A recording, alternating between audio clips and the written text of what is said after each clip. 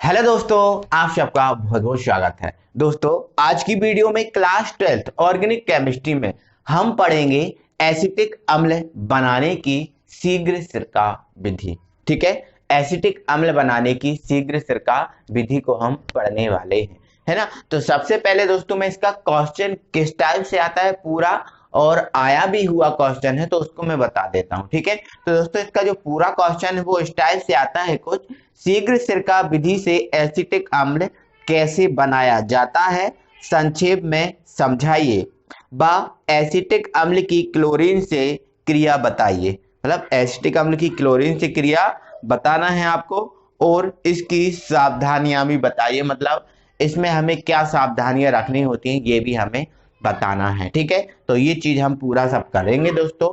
तो सबसे पहले दोस्तों हम इसका सिद्धांत पढ़ेंगे, है ना, कि सिद्धांतिक तौर पे इसको बनाया कैसे जाता है। फिर इसके चित्र के द्वारा इसकी प्रयोग विधि समझेंगे, क्लोरीन की क्रिया कराएंगे, सावधानियां पढ़ेंगे। सब कुछ डिटेल से बहुत अच्छे से पढ़ने वाले हैं। तो आइए दोस्तों हम इसको स्टार्ट करते हैं। तो सबसे पहले दोस्तों इस शीघ्र सिरका विधि का सिद्धांत पढ़ते हैं, है ना। शीघ्र सिरका विधि, शीघ्र सिरका विधि है हमारी। ठीक है, किसके निर्माण की शीघ्र सिरका विधि है ये? एसिटिक अम्ल के निर्माण की शीघ्र सिरका विधि है। ठीक है, तो सबसे पहले दोस्तों हम आपको इसका सिद्धांत बताते हैं। ठीक है, ओके, है ना। तो यदि मेरे भाई यदि हम सिद्धांतिक तौर पर एसिटिक अम्ल बनाएं तो इस विधि में यदि हमें एसिटिक अम्ल बनाना है तो हमें क्या करना होता है मेरे भाई? जो तनु एल्कोहल लेने पड़ता है। क्या होता है? तनु एथिल एल्कोहल को हमें लेना पड़ता है। ठीक है, अब तनु एथिल एल्कोहल मतलब एक पतला एल्कोहल हमें लेना पड़ता है ना। एथिल एल्कोहल लेना पड़ता है वो भी, है ना। तो एथिल एल्कोहल का फॉर्मूला क्या होता है? CH3CH2OH। ये हमारा एथिल एल्कोहल है। ठीक है एथिल एल्कोहल, एथिल एल्कोहल। ठीक है, ठीक है। अब इस एथिल एल्कोहल तो आपने ले लिया। इस एथिल एल्कोहल की हमें माइकोडर्मा एसिटी नामक जीवाणु, अभी माइकोडर्मा एसिटी नामक जीवाणु कहां से आया ये भी बता दे रहा हूं, है ना। माइकोडर्मा, माइकोडर्मा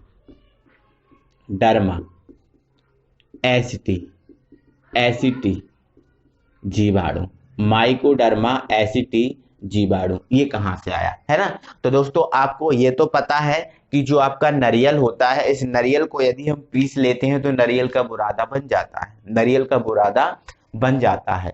इसी प्रकार दोस्तों जो लकड़ी होती है उस लकड़ी को भी आप जैसे छीलन कर दो, उसकी लकड़ी की जो छीलन कर दो तो लकड़ी की छीलन जो बारीक हो जाती है नारियल के बुरादे जैसी, उसको भी हम बोलते हैं लकड़ी का बुरादा। उसको हम क्या बोलते हैं? लकड़ी का बुरादा। अब ये लकड़ी का बुरादा नमी की उपस्थिति में काफी कुछ दिन तक, महीने 2 महीने तक ऐसा ही डला रहता है तो उसमें छोटी छोटी इल्लियां पड़ जाती हैं, छोटी छोटी सफेद इल्लियां पड़ जाती हैं। आपने आसपास एक्सपीरियंस में देखा होगा, है ना। एक्सपीरियंस में देखा होगा छोटी छोटी इल्लियां पड़ जाती हैं। ठीक है, जो छोटी छोटी जो इल्लियां होती हैं ना मेरे भाई, उसे ही हम बोलते हैं माइकोडर्मा एसिटी नामक जीवाणु। या फिर दूसरे एग्जांपल में बताता हूं, घर में हलवा बनाने वाली सूजी तो आती होगी, है ना। हलवा बनाने के लिए सूजी बोलती हैं, सफेद कलर में होती, वो तो आती होगी। अब देखा है दोस्तों, यदि वो सूजी ज्यादा दिन तक हमारे घर में रखी रहती है तो उसमें भी छोटी छोटी इल्लियां पड़ जाती हैं, है ना। तो उन इल्लियों को ही बोलते हैं हम दोस्तों माइकोडर्मा एसिटी नामक जीवाणु। ठीक है, तो ऐसा ही हम बोलते हैं, ऐसे ही लकड़ी के छीलन में पड़ते हैं, लकड़ी के बुरादे में, है ना, ऐसी सूजी में। ठीक है, तो इल्लियों को ही बोलते हैं हम माइकोडर्मा एसिटी नामक जीवाणु। ठीक है, तो क्या होता है दोस्तों, जब हम तनु एथिल अल्कोहल की माइकोडर्मा एसिड नामक जीवाणु की उपस्थिति में ऑक्सीजन से क्रिया कराते हैं, किससे क्रिया कराते हैं? ऑक्सीजन से क्रिया कराते हैं तो होता है क्या मेरे भाई? जो आपको जो H2 दिख रहा है, ये H2SO के साथ क्या बना लेगा? H2 बना लेगा। क्या बना लेगा? H2, और ये H2 हो जाएगा बाहर, H2 हो जाएगा बाहर। अब H2 हो गया बाहर, इसके बाद आपको जो C O दिख रहा है, ये C O यहाँ पर जाकर जुड़ जाएगा। तो यहाँ पर बचा क्या हमारे पास पहले से? CH3 इधर से, और इधर से क्या बचा हमारे भाई? C बचा। अब ये C O यहाँ पे आके जुड़ गया तो C O, और ये क्या है? H, है ना, क्योंकि H2 और O तो निकल गए, तो ये हमारा क्या बन गया, एसिटिक अम्ल, है ना, एसिटिक अम्ल, एसिटिक अम्ल, है ना, एसिटिक अम्ल। इसको ही हम बोलते हैं मेरे भाई क्या, सिरका बोलते हैं, क्या बोलते हैं, सिरका बोलते हैं। ठीक है, तो इस प्रकार से दोस्तों शीघ्र सिरका विधि में हम एसिटिक अम्ल बनाते हैं, है ना। तो आपको ये समझ में आ गया होगा। अब आपको इस सिद्धांत की थ्योरी चाहिए, है ना, तो सिद्धांत की थ्योरी भी स्क्रीन पर आ रही है और मैं बोल रहा हूं, तो आप अपनी कॉपी में लिख लेना। क्या लिखना है आपको, एसिटिक अम्ल बनाने की इस विधि में एसिटिक अम्ल बनाने के लिए एथिल एल्कोहल के तनु विलयन की किण्वन क्रिया माइकोडर्मा एसिटी नामक जीवाणु की उपस्थिति में ऑक्सीजन से की जाती है। ठीक है, तब क्रिया के फलस्वरूप एसिटिक अम्ल प्राप्त होता है, जिसे सिरका भी कहते हैं। ठीक है, ये इसका सिद्धांत हुआ और इसकी थ्योरी हुई। ये थ्योरी लिखना है और थ्योरी के बाद आपको ये रासायनिक समीकरण अपनी कॉपी में लिख लेना है। तो ये हमारा सिद्धांत कंप्लीट हो गया। अब हम पढ़ते हैं इसका चित्र और प्रयोग विधि। तो दोस्तों ये है शीघ्र सिरका विधि का डायग्राम, है ना। तो दोस्तों इसमें क्या होता है, ये आपको ये दिख रहा है ना, ये बाल्टीनुमा ये पात्र होता है, ये लकड़ी का पात्र होता है। ठीक है, ये लकड़ी का ये बाल्टीनुमा पात्र होता है। ठीक है, अब इसके बाद क्या होता है दोस्तों, यहाँ पर एक देखो एक प्रवेश द्वार आपको दिख रहा होगा, जिसमें से हम 10 से 12% एल्कोहल का विलयन डालते हैं, है ना। अब 10 से 12% का मतलब होता है दोस्तों, जो 100% विलयन होगा उसमें केवल 10 से 12% एल्कोहल ही रहेगा, है ना, ज़्यादा एल्कोहल नहीं रहेगा। ठीक है, अब यहाँ से हम डालते हैं। ठीक है, इसके बाद जो आपको ये पात्र दिख रहा है, इस पात्र में क्या होगा, ये आपको दिख रहे हैं छोटे छोटे छिद्र हैं, और ये छिद्र है ना दोस्तों, बाल्टी के जो बाल्टीनुमा पात्र है इसके चारों ओर छिद्र है ना, और ये छिद्र वायु प्रवेश के लिए है ना, ताकि जो वायु बाहर की जो वायु है वो अंदर प्रवेश कर पाए। ठीक है, इसके बाद मेरे भाई क्या होता है, जो आपका जो बाल्टीनुमा ये पात्र होता है लकड़ी का, इसके अंदर ही लकड़ी के कुछ छोटे छोटे छिद्र वाले, जैसे आपको ये दिख रहा है ना, ये छिद्र है ना, ये छिद्र है, छोटे छोटे छिद्र वाले, यहाँ पर एक हमने तख्ते को फंसा देते हैं, मतलब एक लकड़ी को फंसा देते हैं, ताकि जो ऊपर से हम यहाँ से एल्कोहल डाल रहे हैं तो वो एल्कोहल नीचे आ जाए, है ना, और यहाँ से जो एसिटिक अम्ल बनेगा वो नीचे यहाँ पर एकत्रित हो जाए, है ना, ताकि है ना आराम से हो जाए। अब देखो यहाँ पर बंद ही कर देंगे तो फिर निकलेगा कैसे, है ना, तो इसलिए ये क्या होता है, सछिद्र तख्ता होता है, जिसमें छोटे छोटे छिद्र होते हैं, इसमें बीच में फंसा देते हैं। ठीक है, चलो, तो ये हमने चित्र का वर्णन किया। इसमें ये टोंटीदार नली लगी होती है, इसमें यहाँ से ये एकत्रित हो जाता है। तो ये हमने चित्र के बारे में आपको बताया। ठीक है, अब हम इसकी प्रयोग विधि बताते हैं। ठीक है, तो दोस्तों क्या होता है, इसमें एक ये बाल्टीनुमा पात्र होता है, आपको ये दिख रहा है ना, ये एक बाल्टीनुमा पात्र है। ठीक है, इस बाल्टीनुमा पात्र होता है। ठीक है, अब इसमें क्या होता है, जो पुराने सिरके मतलब पहले से बना हुआ एसिटिक अम्ल रखा होगा थोड़ा बहुत, है ना, इसमें पुराने सिरके से भीगी हुई लकड़ी की छीलन भर दी जाती है। ये आपको दिख रही है ना, ये पुराने सिरके से भीगी हुई लकड़ी की क्या है, छीलन है ना। और बहुत पहले से रखी होगी ये लकड़ी की छीलन, तो इसमें छोटी छोटी इल्लियाँ पड़ गई होंगी, उनको ही बोलते हैं माइकोडर्मा एसिटी नामक जीवाणु। ठीक है, तो इसमें बाल्टीनुमा पात्र होता है, जिसमें पुराने सिरके से भीगी हुई लकड़ी की छीलन भर दी जाती है। ठीक है, और हम क्या करते हैं, ऊपर से 10 से 12% एल्कोहल विलयन धीरे धीरे करके नीचे गिराते हैं। आपको ये दिख रहा है ना, यहाँ पर दिख रहा है, तो धीरे धीरे करके इसको हम गिराते हैं। ठीक है, तो जो एल्कोहल है ना, ये एल्कोहल माइकोडर्मा एसिटी नामक जीवाणु के संपर्क में आएगा, माइकोडर्मा एसिटी नामक जीवाणु के संपर्क में आएगा, और यहाँ से क्या आ रही होगी, वायु आ रही होगी। क्या आ रही होगी, वायु। ठीक है, तो जो एल्कोहल है, ये एल्कोहल इस माइकोडर्मा एसिटी नामक जीवाणु की उपस्थिति में आकर इस वायु से क्रिया करेगा, है ना, और वायु से क्रिया करके क्या बना लेगा, एल्कोहल बना लेगा। और ये एल्कोहल आपको ये दिख रहा है ना,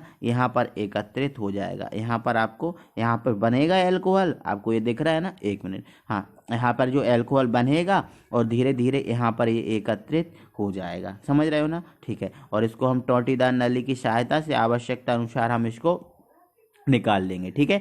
तो इस प्रकार से मेरे भाई हम एल्कोहल बनाते हैं, ये चित्र है, ठीक है। तो आपको ये चित्र बना लेना है। अब हम इसकी प्रयोग विधि बताते हैं कि इसको प्रयोग विधि जो हमने बोला है इसको आपको शब्दों में कैसे लिखना है, इसकी थ्योरी क्या है, ठीक है। इसके बाद हम इसकी सावधानियां बताएंगे, ठीक है। चलो देखते हैं। प्रयोग विधि की पूरी थ्योरी है ना।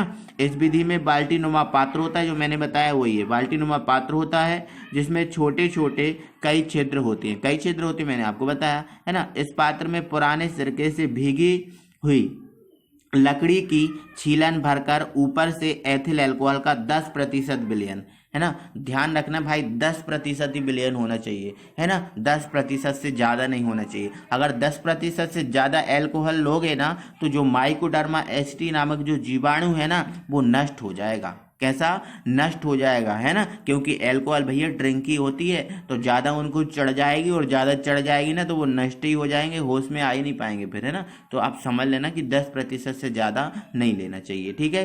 अब 10% से ज़्यादा नहीं लेना चाहिए, और उसमें भी क्या होना, जिसमें थोड़ा अमोनियम सल्फेट मिलाओ, और जिसमें भी क्या थोड़ा सा हमें अमोनियम सल्फेट मिलाना है, ये भी आपको ध्यान रखना है ना।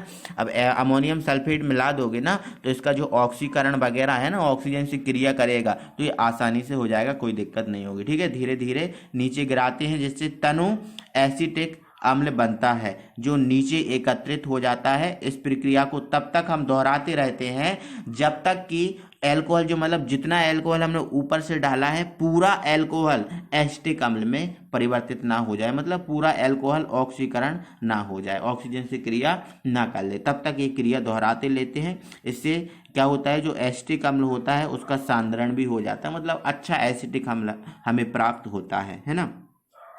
तो मेरे भाई ये इसकी थ्योरी हुई, है ना, प्रयोग विधि हुई, है ना, चित्र भी हो गया। अब हमें क्या पढ़ना है, अब हमें पढ़ना है सावधानियां, ठीक है। चलो हम सावधानियों को और देख लेते हैं, है ना। चलो तो दोस्तों ये सावधानियां जो मैंने आपको बता के रखा हूँ वही है, कुछ ज़्यादा कुछ नहीं है, ठीक है। क्या है इसमें, देखो एक मिनट, हाँ ठीक है, एक मिनट, है ना। तो मैंने क्या बोला था, इसमें एथिल अल्कोहल की मात्रा 10% से अधिक नहीं होनी चाहिए, है ना। और यदि 10% से अधिक होगी तो मेरे भाई होगा क्या, जो माइकोडर्मा नामक एसिटी जो जीवाणु है, मतलब जो बैक्टीरिया है वो नष्ट हो जाता है, इसलिए 10% से ज़्यादा नहीं होनी चाहिए, है ना। और क्या, और ये है कि एथिल अल्कोहल में अमोनियम सल्फेट की कुछ ही मात्रा मिली होनी चाहिए। ऐसा नहीं है कि आपने बहुत सारा अमोनियम सल्फेट मिला दिया, नहीं, ऐसा कुछ नहीं, ऐसा नहीं, है ना, फिर वो ऑक्सीकरण को और रोक और देगा, समझ रहे हैं ना, ठीक है ना। तो ऐसा नहीं करना चाहिए, कुछ ही मात्रा मिली होनी चाहिए, उसमें ज़्यादा मात्रा नहीं होनी चाहिए, ठीक है।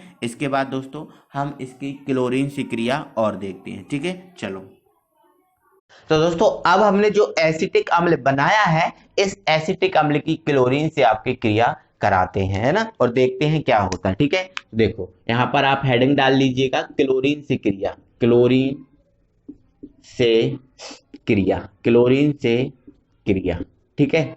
चलो, है ना।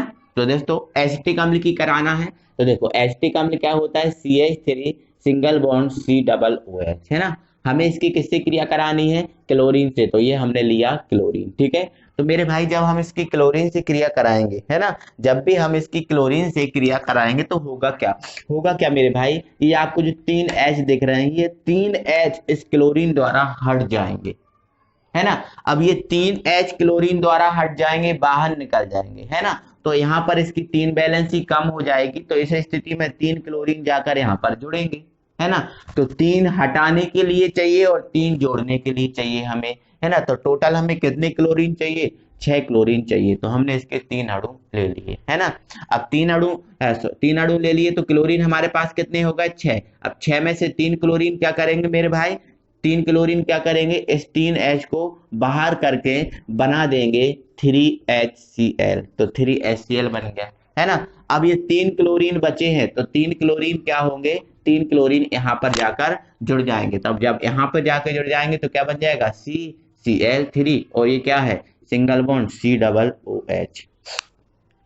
अब देखो ये हमारा क्या है, एसिटिक अम्ल है, हमारा क्या है, ये एसिटिक अम्ल है, लेकिन इसमें 3 Cl जुड़ गए, 3 Cl जुड़ गए। तो इन 3 Cl को आप बता दो, 3 Cl को हम क्या बोलेंगे, ट्राइक्लोरो बोलेंगे ना, ट्राइक्लोरो। और ये पूरा हमारा क्या है, एसिटिक अम्ल है ना। तो इसका नाम क्या हुआ मेरे भाई, ट्राइक्लोरो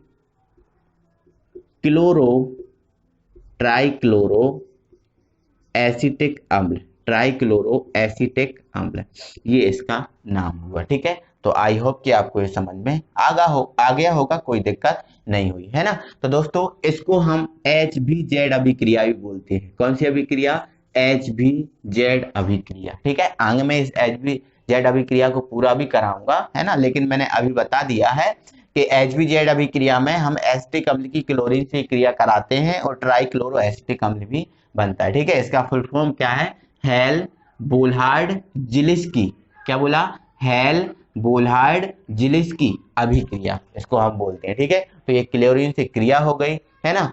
अब तो दोस्तों आज की वीडियो में बस इतना ही। यदि वीडियो आपको अच्छा लगा है, मजा आया है, तो दोस्तों प्लीज वीडियो को लाइक कीजिए, और अभी तक आपने हमारे चैनल को सब्सक्राइब नहीं किया है, प्लीज चैनल को सब्सक्राइब करके बेल आइकन को ऑन कर ले। अगली वीडियो में फिर आपसे मिलते हैं, तब तक के लिए थैंक यू वेरी मच।